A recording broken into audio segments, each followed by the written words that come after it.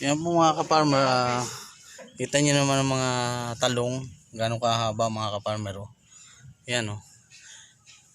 At ito naman po yung tinatawag na cucumber mga ka-farmer. Yan, cucumber yan. O tinatawag po na pipino.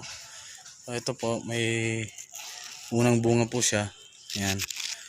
Ganyan lang po, simpleng balag lang po mga ka-farmer. Kababa lang, sintaas ko lang po ang balag.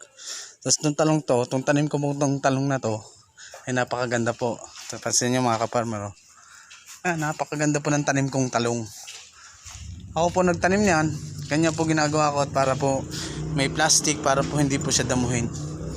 So yun mga ka-farmer. Oh. Ayan po. Oh, di ba mga ka-farmer? Ano po may mga kapulutan kayong konting aral. Ayan oh. So ito po may konting tawag to kusot, vermicompost. Yan mga ka-farmer. Yan yung talong. Oh. Yan mga ka-farmer, talong. Yan na. Oh, yung kamay ko. Oh, halos hindi po maabot. Oh. Di ba? Ang laki yung mga ka-farmer. Oh. Oh. Talong. Yan po mga ka-farmer, talong. Oh. Oh. Bagong variety po yan. Yung talong. Marami po siyang binunga mga ka-farmer.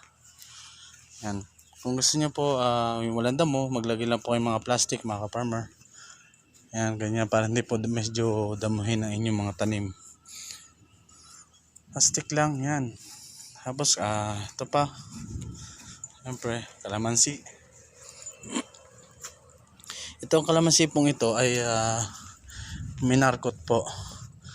Yan, markot po tawag. Minarkot lang po yan, kaya ganyan po lang po baba, may mga bunga na siya. Kung gusto niyo magkaroon kayo ng sarili niyo kalamansi, may tanim na kayong isa.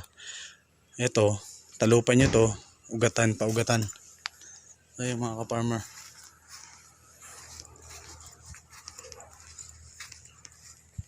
Tignan nyo, ganda.